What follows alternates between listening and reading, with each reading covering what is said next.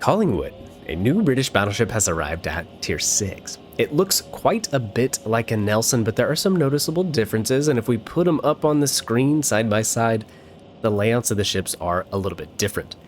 It actually looks like the Nelson is a bit smaller of a ship. Does it matter? Probably not that much.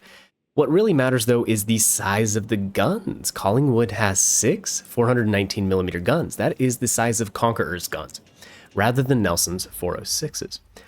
Collingwood also has sonar and a reload booster, aka a win button, and there are some other differences that I'm going to point out through the course of this video.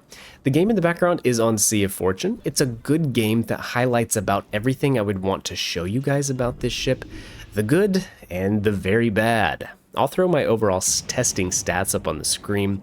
We did these games solo. I usually like to have 10 games for testing, but worked late yesterday, so 7 games is all I had time for. While the background game is good, I would like to point out that I had 6 agonizingly mediocre games right before it. Anyways, how did we set our Collingwood up? I chose to improve the turret traverse. It's very slow, propulsion, and the concealment.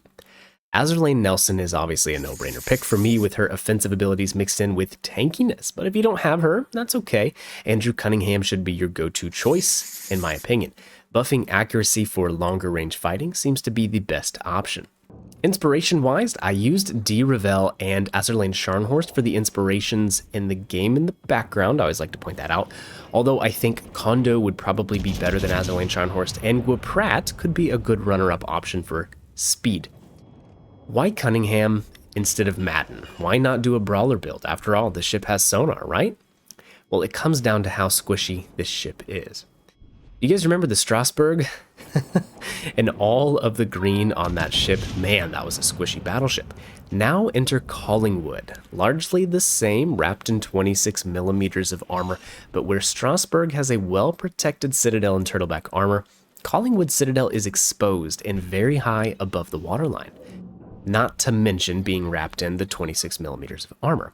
Now 26 is actually a really good threshold. It's going to shatter 152mm HE rounds, which is the most prevalent HE spamming round in the game.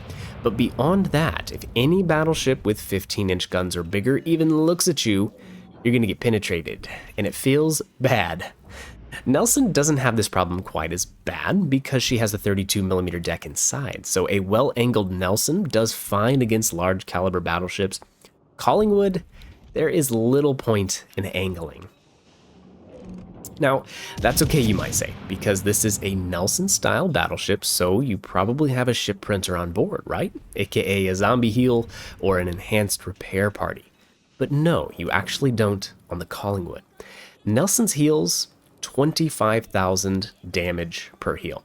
Collingwood has more of a KGB style heal. It's good for less than half of that, and it doesn't help out at all against Citadel damage, and man, I'm going to showcase that for you guys really well in this match. Keep an eye on this Richelieu. We'll just see what happens here coming up. So, pair that low HP pool with the worst battleship armor at tier 6 in my opinion, and no super heals, and you can see why this ship has to be played from range. It is terribly squishy, so definitely wouldn't do any brawling in this ship. Now, to compare, let's look at the HP stats against some other tier 6 BBs. Let's show the Nelson in purple today and the Colling in red. It's average to below average, although I would point out that most of the ships with less health on this chart have better armor, the Gneisenau, Francesco, blah blah blah. The effective HP does make this ship look a little bit better. She has 3 stock heals. Even with the 5 heals that I had with Master Mechanic on this build, I rarely found myself using all of them in the match though. Now, real quickly, let's jump into the game. You notice I've been farming from behind an island. Well, it's a Richelieu. It has small guns. What should I be so afraid of? I'm going to show you. I'm going to show you. We're going to go ahead and push up into the cap and be a little more aggressive and hope the Amalfi pushes me. But yeah, there's a reason I've been farming from cover. Again, this was the 7th game I played in a row, so I learned some lessons, basically. Yeah, moving on though, the guns are the bread and butter of this ship, and they are pretty darn good. She enjoys a 2.0 Sigma. That's supposed to be pretty good with Brit dispersion. I did find the guns inconsistent, although you be the judge. You're watching the gameplay in the background, so tell me if, you know, if the accuracy wows you, if it's okay. Pretty wonky at times, like that salvo there. I don't know, you know, you got good salvos, you got bad salvos, just how it goes.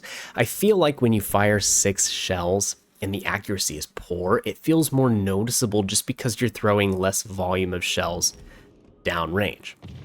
Nelson has the better HE shells, which I actually thought was pretty interesting. They deal almost 800 more damage, even though they are much smaller caliber. It shows with the DPM as well.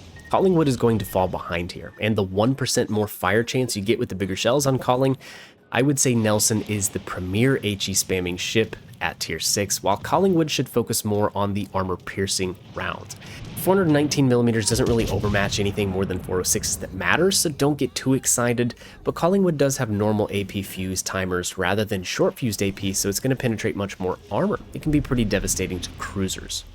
Now, you could say we're in a little bit of a pickle here. The Richelieu, I was really expecting him to be dead by now. We're getting pushed by the Amalfi and crossfires coming from that side. Now, this salvo, I felt like I wasn't opening my broadside up that much, but that's what happened. That's what happened.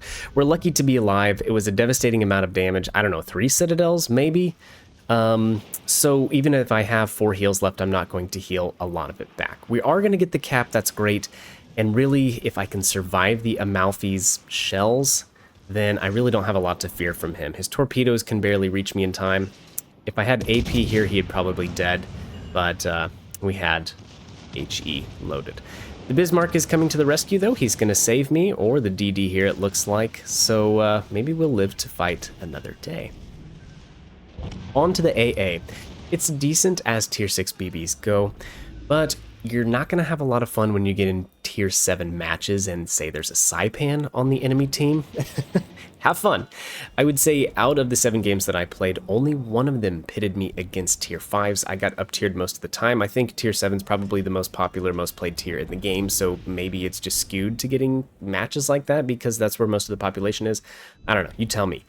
Anyways, onto the speed, and Collingwood actually has an advantage over the Nelson here. 3 knots is quite a lot, and it reminded me of how painfully slow the Nelson is. 27 knots, it's not fast by any means, so don't get terribly excited, but it is definitely better than the Nelson. To make up for this though, Nelson has a tighter turning circle. As we showed earlier, Nelson's smaller, so this makes sense. And then the final stat that I will show you guys is concealment, of which Nelson is better yet again. In short, I would say Nelson is the better ship here by a good margin, and if both of them were for sale in the store side by side, Nelson would be the hands down pick.